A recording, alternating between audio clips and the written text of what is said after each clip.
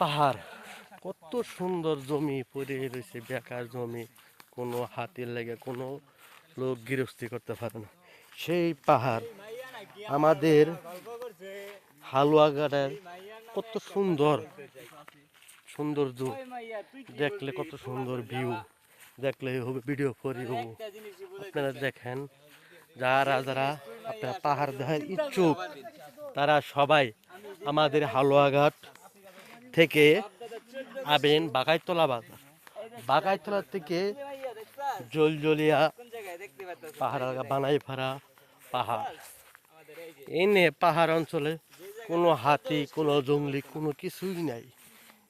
যে আসেন পাহাড় দেখেন, মন পরিষ্কার করেন, পাহাড় সৌন্দর্য অনুভব করেন।